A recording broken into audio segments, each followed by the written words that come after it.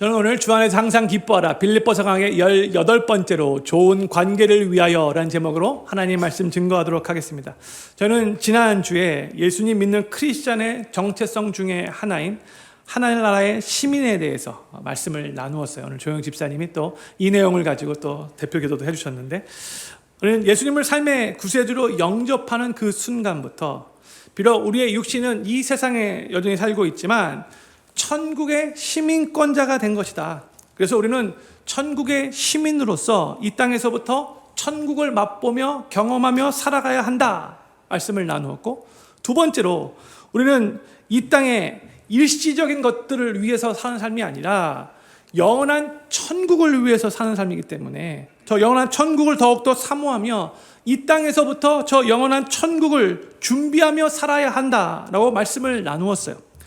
특히 우리는 예수님의 재림을 간절히 사모해야 하는데, 왜냐하면 예수님께서 재림하실 때에 우리의 구원이 완성될 것이고, 또한 우리의 몸이 부활체를 덧입고, 부활체의 세 가지 특징을 나누었죠. 더 이상 질병도 없고, 더 이상 죄를 지을 수도 없고, 그다음에 더 이상 죽음이 없는 그 영광스러운 그 몸으로, 그 부활체로 덧입고 우리가 천국에서 영원히 살 것이기 때문이다라고 말씀을 나누었어요. 이게 저희가 지난주까지 나눈 말씀인데, 오늘 본문 말씀 4장으로 들어와서 이렇게 1절 말씀이 시작돼요. 1절 말씀 같이 읽겠습니다. 시작. 그러므로 나의 사랑하고 사모하는 형제들, 나의 기쁨이요 면류가 아닌 사랑하는 자들아, 이와 같이 주 안에 서라 했어요. 바울은 지금 빌립보서 4장을 그러므로 therefore 라는 단어로 시작을 하고 있죠. 제가 이미 여러 번 말씀드렸는데, 이 그러므로라는 단어는 그 앞에 나오는 내용을 받아서 이제 그러니까 결과적으로 이렇게 살자라는 그 내용을 연결시키는 접속사인 거죠. 그러니까 오늘 본문 말씀의 내용은 지난주에 저희가 나눈 내용을 받아서 우리는 예수님을 믿는 순간부터 이미 천국의 시민권을 가지고 이 땅에서 살고 있기 때문에, 예수님이 재림하시면 우리는 저 영원한 천국으로 들어갈 것이기 때문에, 그러므로 이제 우리는 이렇게 살아야 한다. 천국 시민으로서 우리가 이 세상을 이렇게 살자. 이렇게 하면서 사도 바울의 실질적인 권면이 오늘 본 말씀부터 시작되는 거예요. 그런데 이제 1절 말씀을 보면은요, 바울이 빌립보 교회 성도들에게 곧바로 권면을 시작하는 것이 아니라 먼저 그들이 바울의 사랑의 대상인 것을 지금 반복적으로 길게 말을 하고 있어요. 그러므로라고 말한 다음에 뭐라고 말했어요? 나의 사랑하고 사모하는 형제들, 나의 기쁨이요 면류가 아닌 사랑하는 자들아. 길게 지금 사랑 표현을 하고 있는 거죠. 근데 왜 바울이 권면을 하기 전에 이렇게 빌립보 교회 성도들을 향하여 사랑하는 자들아라고 길게 사랑 표현을 하고 있는가? 우리는 바울의 이런 면을 통해서 사람들과의 관계에서의 지혜를 배워야 돼요.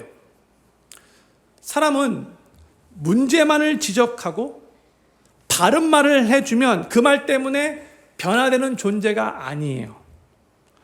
우리는 다른 사람들에게 문제의 그 이유를, 원인을 바르게 지적해주면 사람이 변화되고 그래서 문제가 해결된다라고 생각하는 경우가 많은데, 사실 그렇지가 않죠. 우리는 여전히 죄성을 갖고 있기 때문에 자신을 향한 쓴소리를 그 말이 맞는 말이라 할지라도 잘 받아들이지 못하는 경우가 대부분입니다. 오히려 자존심 상해요. 기분 나빠요. 때로는 마음도 아파요. 그래서 그 말이 맞는 말이 할지라도 핑계대고 합리화하려고 해요. 그리고 그렇게 나에게 말하는 그 사람을 향하여 거부감을 느껴요. 너는 어떤, 속으로 그렇게 생각하죠. 너나 잘하세요. 그런 마음이 들어요. 그런데 가끔씩 누군가가 나에게 하는 말을 듣고 그 말을 그래도 잘 받아들이는 경우가 있는데, 보통 언제 그런가? 그 사람이 정말로 나를 사랑해서 나를 위하여 말을 아주 조심스럽고 지혜롭게 한다라고 그렇게 느껴질 때에, 그때는 정말 마음을 열고 상대방의 말을 들으려고 하게 되죠. 우리가 기억해야 할 것은 이거예요. 바른 말이 사람을 바꾸는 것보다 사랑이 가득 담겨있는 참된 말이 사람을 변화시킨다는 거예요. 이걸 기억해. 이게 지혜인 거예요. 사랑 없이 하는 말은 그 말이 맞는 말이라 할지라도 별로 도움이 안 되고 오히려 상황을 더 악화시키는 경우가 대부분이에요. 그렇기 때문에 지금 사도 바울은 그의 사랑하는 마음을 담아서 빌립보 교회 성도들을 향하여 먼저 나의 사랑하고 사모하는 형제들, 나의 기쁨이여 면류관인 사랑하는 자들아, 이렇게 사랑을 고백한 거예요.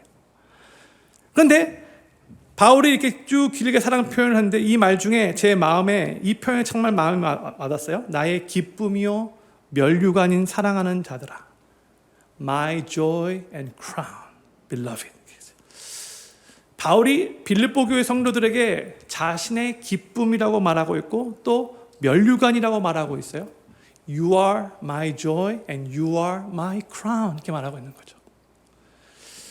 바울이 그동안 복음을 전하기 위해서 얼마나 많은 고생을 했나요? 많이 했잖아요.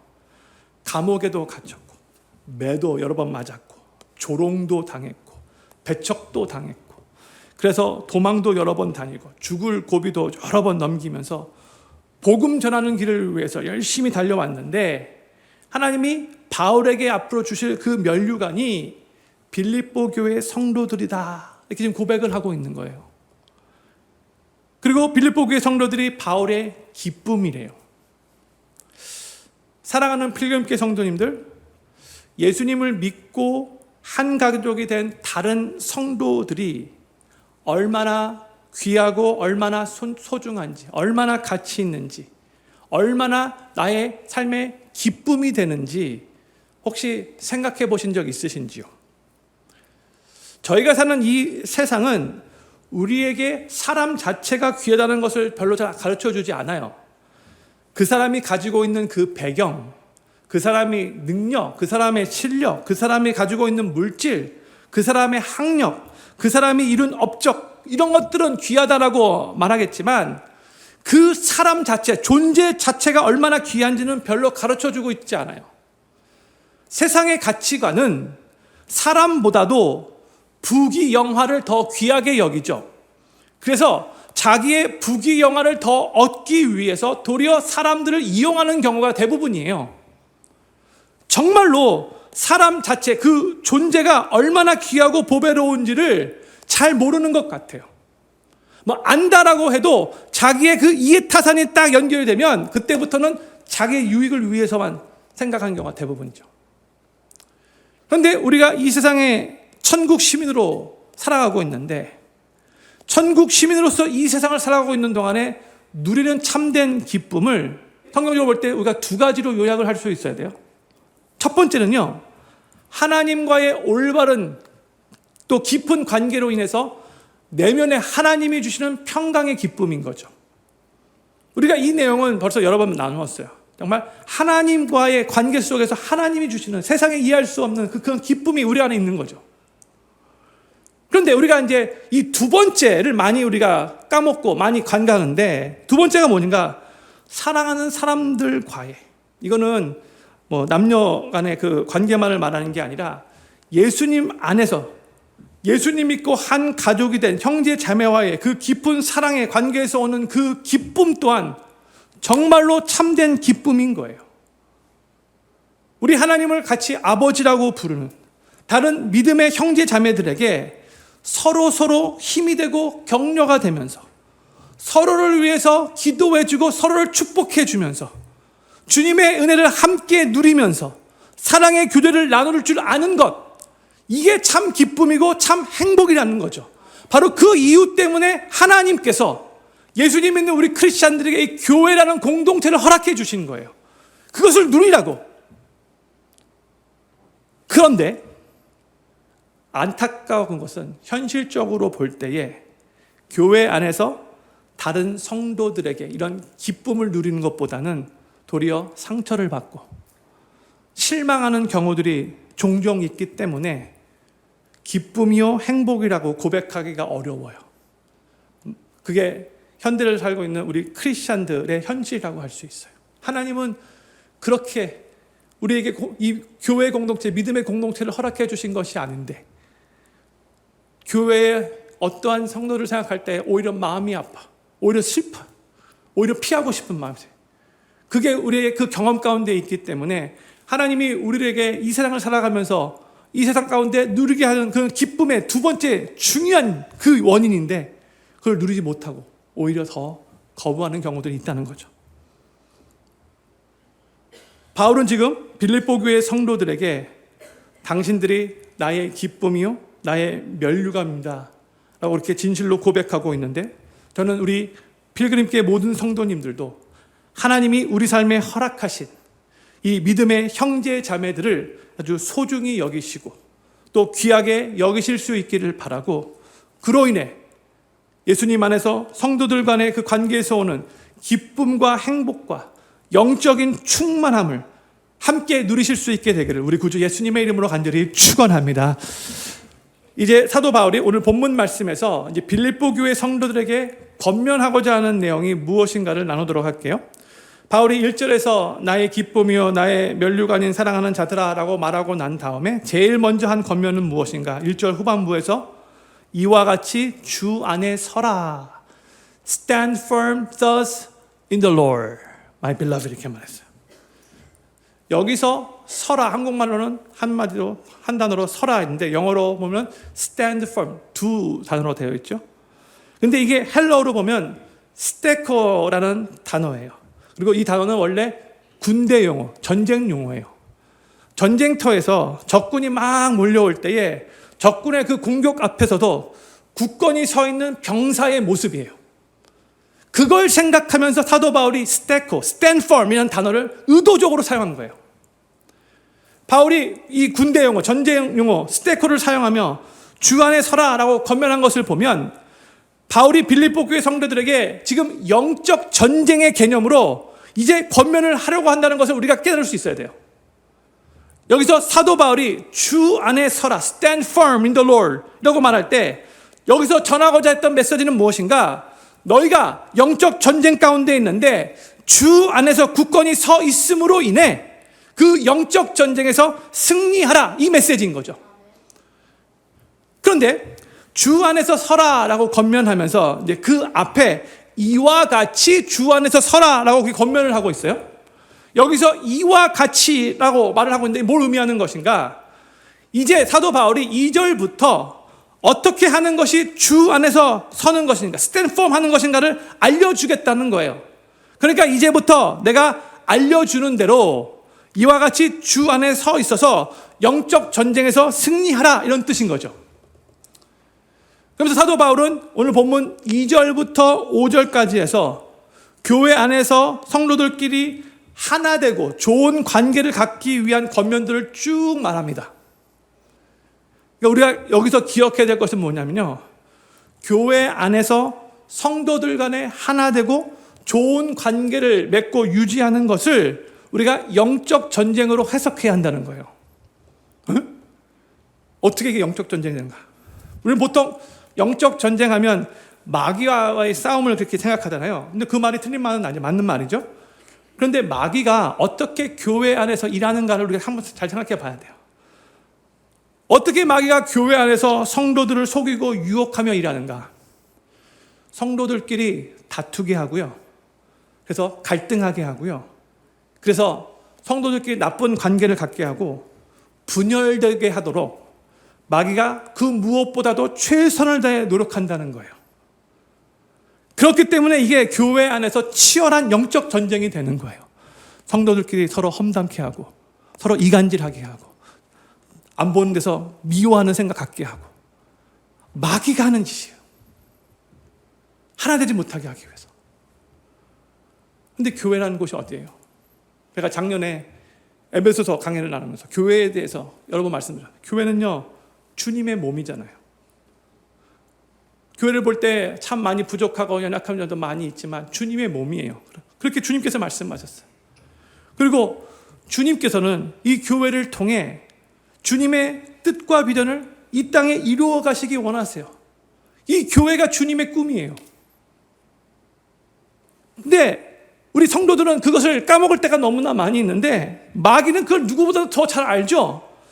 너무나 잘 알고 있기 때문에 계속해서 교회 안에 성도들끼리 갈등하게 하고 분열시키도록 성도들을 속이며 유혹하면서 일하는 거예요. 교회가 온전히 하나일 때 거기에 엄청난 파워가 있다는 것을 알기 때문에 그런 거죠. 성도님들, 이것을 마음에 새기시면서 오늘 본문 말씀에서 바울이 성도 간의 좋은 관계를 갖기 위해서 어떠한 내용을 권면하는가, 우리가 한번 잘 오늘 말씀을 통해서 은혜 받았으면 좋을 것 같아요. 우리 함께 2절 말씀 우리 같이 읽겠습니다. 2절 같이 읽겠습니다. 시작. 내가 유오디아를 권하고 순두개를 권하노니 주 안에서 같은 마음을 품으라 했어요. 바울이 1절에서 주 안에 굳게 서라, stand firm in the Lord 하고 말한 다음에 제일 먼저 빌립보 교회 안에 연합과 하나됨에 대해서 권면을 해요. 제가 이 내용은 이미 빌립보서 강해를 나누면서 여러 번 언급했죠. 그렇죠? 유건사님, 순건사님 얘기 여러 번 했잖아요. 그렇죠? 그러니까 사도 바울이 그동안 오늘 저희가 4장 말씀을 나누는데 그동안 1장과 2장 말씀에 대해서 나눌 때에도 지금 바로 이 빌립보 교회 안에 이 분열의 조짐이 있음을 알고 여러 내용들을 이미 선포했어요. 그런데 이제 이 내용이 오늘 본문 말씀의 핵심 주제로 나오기 때문에 제가 오늘은 조금 더 구체적으로 배경까지 설명하면서 이 말씀을 나누도록 할게요. 왜 바울이 유오디아와 순두개에게 그들의 이름까지 언급하면서 그들의 입장에서 볼 때는 조금 창피한 거잖아요. 이 부정적인 이미지로 지금 성경에 이 둘의 이름이 올라간 거잖아요. 그죠? 근데 이들에게 그래도 사도 바울이 같은 마음을 품으라고 지금 권면하고 있는가? 왜 그런가? 왜요? 이 둘이 지금 교회 안에서 갈등을 빚고 있으니까. 그로 인해 빌립보 교회 안에 분열의 조짐이 있었기 때문에 정말 빌립보 교회가 건강한 교회였음에도 불구하고 이 연합되지 못하는 모습 때문에 지금 많이 어떻게 보면 안 좋은 그런 모습들이 보여지기 때문에 지금 사도 바울이 이걸 중요하게 다루는 거예요. 그러면 여기서 나오는 두 인물, 유오디아와 순두개는 누구였는가? 성경에는 이 둘이 어떤 사람들인가 나와 있지 않아요. 정확하게 우리 몰라요. 근데 우리가 한 가지 확실하게 알 수 있는 것이 무엇인가? 이 둘은 여자들이라는 거. 이거는 확실해요. 확실해요. 여자들이었어요. 근데 여러분들 1세기에 특히 이제 로마 제국 하에 여성들의 지위와 위치는 아주 낮았어요. 사실 세계 역사를 볼 때도 20세기까지 여성들의 이 위치와 이 지위는 정말로 낮았죠. 그런데 1세기였음에도 불구하고 빌립보 교회는 좀 달랐어요. 왜냐하면 이 빌립보라는 도시는 그 당시에도 이 로마 제국 안에서 가장 개방된 도시 중에 하나였고요. 그래서 여성들이 사회에서 참여도 하고 비즈니스도 하고 또한 교회 안에서 아주 비중 있는 역할까지도 감당했었어요. 더구나 바울이 빌립보에 처음 와서 사역을 시작했을 때에 제일 먼저 복음을 받아들이고 예수님을 영접하고 침례를 받은 사람이 누구였어요? 루디아였죠. 그렇죠? 루디아. 이 루디아가 남자예요, 여자예요? 여자였잖아요. 그죠? 여자잖아요. 빌립보에서 첫 번째 성도가 여자 루디아였고 또한 이 루디아의 집에서 빌립보 교회가 처음으로 시작된 거예요. 빌립보 교회 하면 루디아 집이었어요. 이 루디아는 또 사도행전 16장을 보면 직업이 뭐였어요? 자주장사였어요. 성도님들, 자주는 과일이 아닙니다. 자주는 옷감이에요. 자두하고 헷갈리시면 안 돼요. 그런데 그 당시에 이 옷감이라는 것이 굉장히 비싼 물품이었어요. 요즘식으로 말하면 값이 나가는 원단을 파는 사업가 바로 루디아였다는 거예요. 그러니까 루디아는 비즈니스 우먼이었고 재력도 있었고 영향력도 있었고 또 리더십도 있었던 인물이었는데 이 루디아의 집에서 빌립보 교회가 처음 시작된 거죠. 근데 그런 이유에서인지 빌립보 교회는 처음부터 여성들의 영향력이 아주 큰 교회, 그 어느 교회보다도 큰 교회였어요. 바로 그런 배경 가운데 지금 빌립보 교회 안에서 중요한 리더격인 이 두 명의 여성이 서로 다투게 된 거예요. 그 다투게 된 이유는 정확하게 뭔지 잘 모르겠지만 하여튼 여자 둘이 다투었다는 것은, 그래서 사도 바울이 이 두 명의 이름까지 언급하면서 서신서를 쓰고 있다는 것은 이건 보통 문제가 아닌 거예요. 남자들도 다툴 수 있는데 남자들은 보통 욱하고 금방 끝나는 경우가 대부분이거든요. 그런데 여자분들은 좀 달라요. 어떻게 이걸 풀어야 할지 많이 힘들어요. 복잡해요. 제가 조금 이제 여기 우리 교회에서 지금 3부 예배 드리시는 성도님들 보면 여자 성도님들이 훨씬 더 많은데 제가 조금 위험 수위를 왔다 갔다 할 수 있겠지만 그래도 잘 따라가시면 좋을 것 같아요. 전에 남자와 여자의 차이를 잘 보여주는 사진이 인터넷에 올라와서 많이 공유했는데 한번 보도록 할게요. 여기 위가 남자를 묘사해주는 그림이고 밑에가 여자를 묘사해주는 그림이에요. 남자는 스위치가 on, off 딱 하나밖에 없어요. 아주 심플해요. 남자. 근데 여자는 엄청 많죠. 복잡하죠.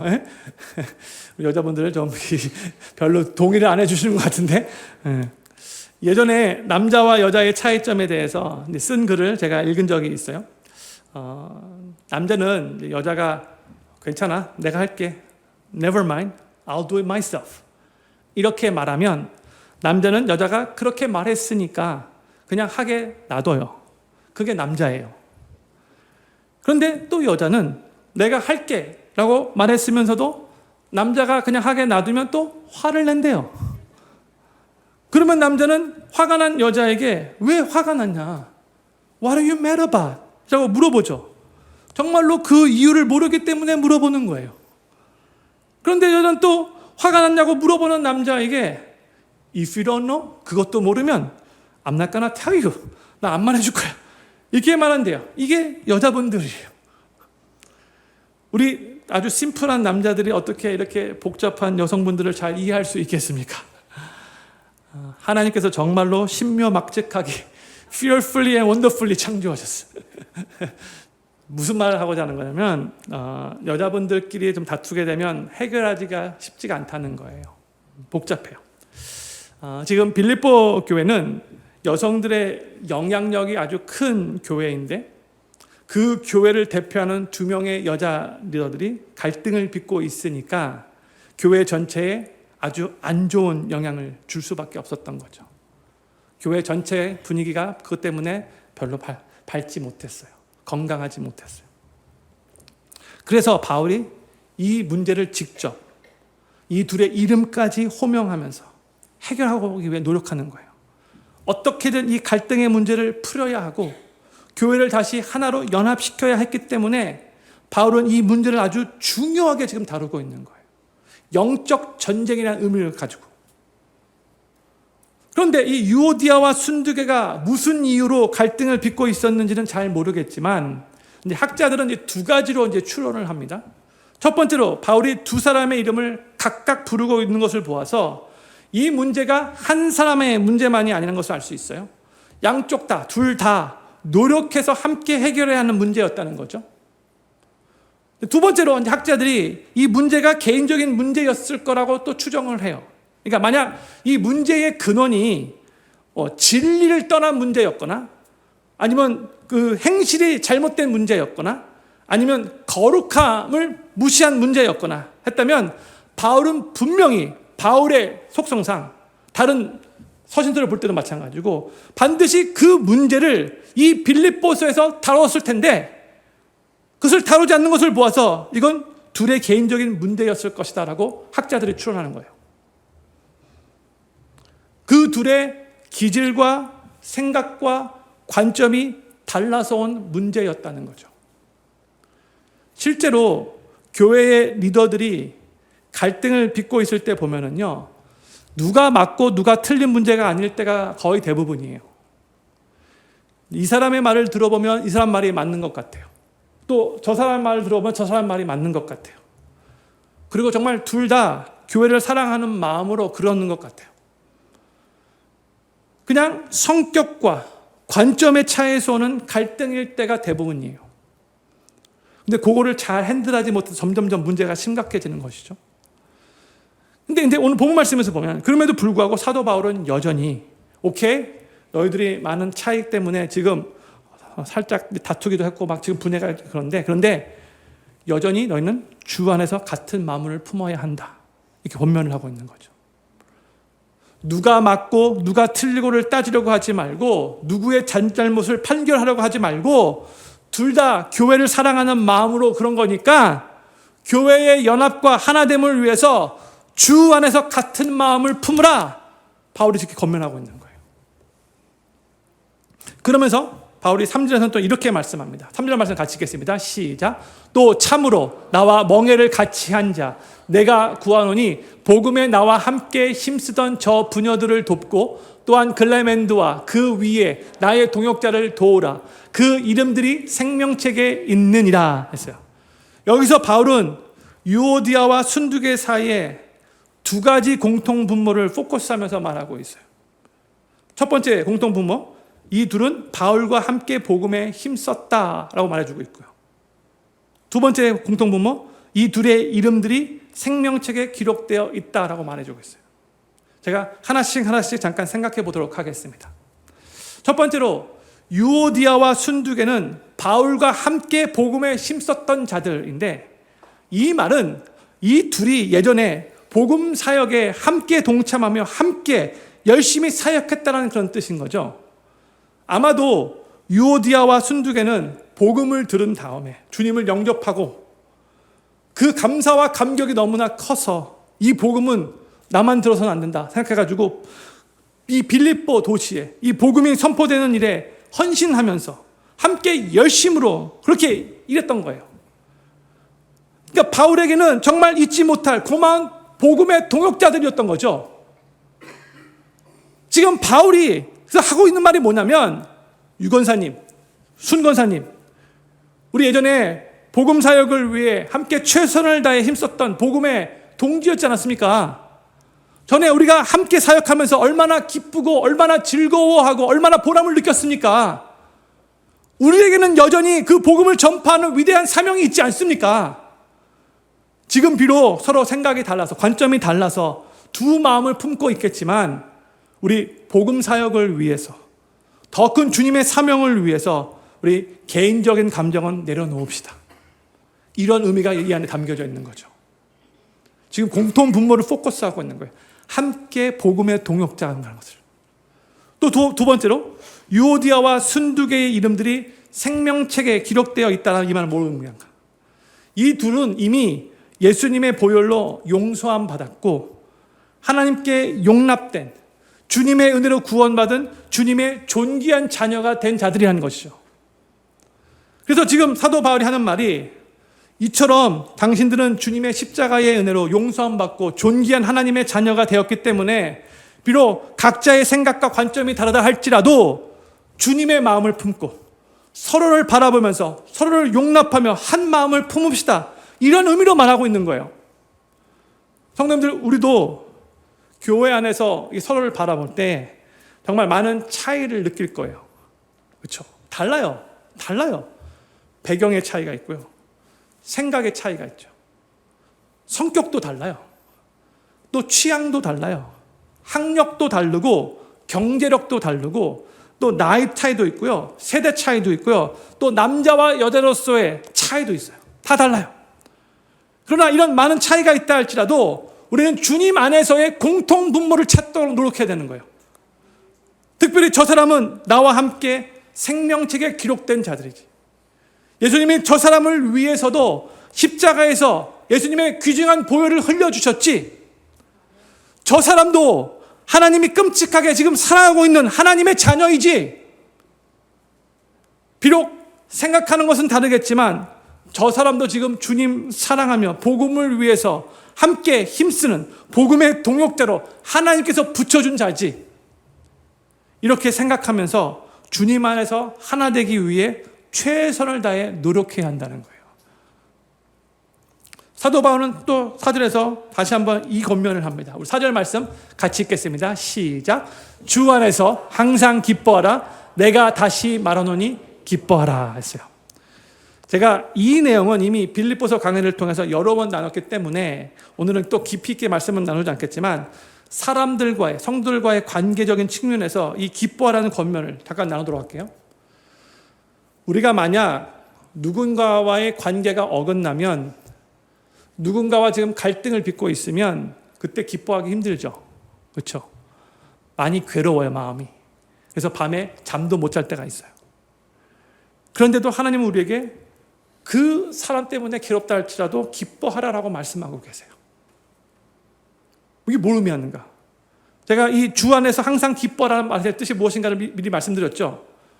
이것은 즐거워하고 기뻐하라는 그 감정 상태, 즐거움과 기쁨의 감정 상태를 말하는 것이 아니라고 말씀드렸어요. 감정 상태가 아니라 우리의 자세를 가르치는 거라고 말했어요. 힘든 상황이라 할지라도 주님의 뜻이 있어서 그 힘든 상황까지도 주님이 나에게 허락하신 상황이라고 믿음으로 받아들여야 한다는 거죠. 그렇게 믿음으로 받아들이는 순간 마음에 평안함과 여유가 생기는 거예요. 이것이 바로 성경에서 말하는 기뻐하는 것이라는 뜻이에요. 그리고 참된 기쁨은 그 마음의 평안함과 그 여유는 오직 그 주님을 신뢰할 때에 주님이 주신다고 했어요. 이런 의미에서 오늘 본문 말씀, 이 문맥상으로 이해하고 바라요. 우리 삶에 나를 힘들게 하고 갈등을 빚는 사람이 있죠. 그때 솔직히 감정적으로는 괴로워요. 그럴지라도 우리는 그 사람까지도, 나를 힘들게 하는 그 사람까지도 나의 삶에 허락하신 주님을 여전히 신뢰하며 먼저 기뻐하기로, 감사하기로 그 상황을 받아들이는 결심을 해야 한다는 거예요. 이게 오늘 본문 말씀 4절의 내용이에요. 왜 우리가 그렇게 해야 되는 거냐? 나를 힘들게 하는 그 사람을 통해서 하나님이 하시고자 하는 일이 있어요. 무엇인가? 하나님은요, 그 나를 힘들게 하는 사람을 통해서 나의 모난 부분을 다듬으시고 나를 더욱 겸손하게 하시고 나를 더욱 기도하게 하시고 나를 더욱 하나님 의지하게 하시고 나를 더욱 성숙하게 하시고 나를 더욱 아름답게 빚으실 것이기 때문에 그런 거예요. 나를 힘들게 하는 그 사람과의 관계 속에서도 주님의 선한 뜻이 있다는 것을 우리가 믿어야 돼요. 그 주님을 신뢰해야 한다는 거예요. 그러할 때 우리는 주님 안에서 기뻐할 수 있는 거죠. 그리고 하나 더, 다른 사람들이 나를 힘들게 할 수 있듯이 성도님들, 나 또한 다른 사람들을 힘들게 할 수 있다는 거 기억해야 돼요. 저 사람만 나를 힘들게 하는 게 아니라 나도 또 다른 사람들에게 힘듦이 될 수 있다는 거, 괴로움의 대상이 될 수 있다는 것 또한 기억해야 돼요. 다 쌍방의 문제인 거죠. 누군가는 나 때문에 상처받을 수 있고 누군가는 나 때문에 괴로울 수 있다는 거 항상 우리가 기억해야 돼요. 저 사람만의 문제가 아니라 나에게도 문제가 있다는 것도 기억해야 돼요. 이제 바울은 5절에서 이렇게 사람들과의 관계의 권면을 이렇게 마무리해요. 우리 5절 말씀 같이 읽겠습니다. 시작. 너희 관용을 모든 사람에게 알게 하라. 주께서 가까우시니라. 아멘. 여기서 관용이라는 단어가 나오는데 우리가 사람과의 관계에서 문제가 생겼을 때에 이 관용의 마음을 가지면 그 문제를 잘 풀어낼 수 있다는 거예요. 우리는 보통 이기적이에요. 나 중심적으로 생각해요. 근데 먼저 다른 사람의 입장에서 생각해 보도록 노력해야 되는 거예요. 관용이란 무엇인가? 쉽게 정의하자면요, 그럴 수도 있지라고 생각하며 이해하려는 마음을 갖는 거예요. 저를 한번 따라해 주시면 감사하겠습니다. 그럴 수도 있지. 그럴 수도 있지가 아니라 그럴 수도 있지. 이게 좀 뒤에 뉘앙스가 그럴 수도 있지. 사람들과의 관계 속에서 우리가 그럴 수도 있지 이런 마음을 갖는다면 관계가 더 많이 좋아지고 회복되는 것을 경험하게 될 거예요. 자녀가 부모의 마음을 아프게 하고 좀 엇나갈 때가 있잖아요. 그때 막 윽박지르고 혼내려고 하다가도 한번 그럴 수도 있겠다라고 생각해 보실 수 있기를 바라요. 우리 자녀들이 얼마나 힘들게 생활할까? 학교 생활하면서 얼마나 스트레스가 많을까? 얼마나 힘들면 그렇게 행동했을까? 그럴 수도 있겠다. 관용의 마음이죠. 가끔 이제 아내들이 남편에게 실망할 때가 있어요. 직장 끝나고 집에 와서 피곤하다고 뭐 아무것도 하지 않고 그러면서 막 뭐가 어쩌라 막 시키고, 예? 그러면 아내들이 아유 저 왼수 막 이런 속상할 때가 있죠. 예? 그때 우리 아내들 많이 힘들 수 있겠지만 그럴 수도 있겠다 라고 한번 생각해 보실 수 있기를 바라요. 얼마나 힘들면 저럴까? 직장 생활하면서 돈 벌려고 수모도 많이 당하고 또 자존심도 상하고 힘든 일이 정말로 많이 있었나 보구나. 그럴 수도 있겠구나. 이렇게 생각해 볼 수 있다면 그 마음이 많이 누그러지고 풀리게 될 거예요. 또 성도님들, 우리에게 사람들과의 관계에서 문제가 생겼을 때에 그 사람을 생각할 때 너무나 많이 힘들 때 우리 하나님도 우리를 향해 오래 참으시고 관용의 마음으로 대하고신다는 것을 우리가 기억해야 돼요. 만약 하나님께서 우리에게 관용을 지금 베풀고 계시지 않으신다면 우리 모두 다 큰일 나요 지금. 그렇죠? 우리 완벽하지 않잖아요. 우리도 실수 많이 하잖아요. 우리도 많이 부족하고 참 많이 연약하잖아요. 하나님 보시기에 부끄러운 짓 참 많이 하잖아요. 하나님께서 그런 우리에게 오래 참으시고 관용을 베풀고 계시니까 우리는 오늘도 어떻게 보면 정말 얼굴 두껍다라고 생각이 들 정도로 일주일 동안 좀 엉망으로 살았는데 또 그래도 주일날 또 주님 앞에 이렇게 나와서 예수 그리스도의 그 십자가의 은혜를 바라보고 의지하면서 또 하나님 앞에 이렇게 예배 드릴 수 있는 거죠. 하나님의 관용 때문이에요.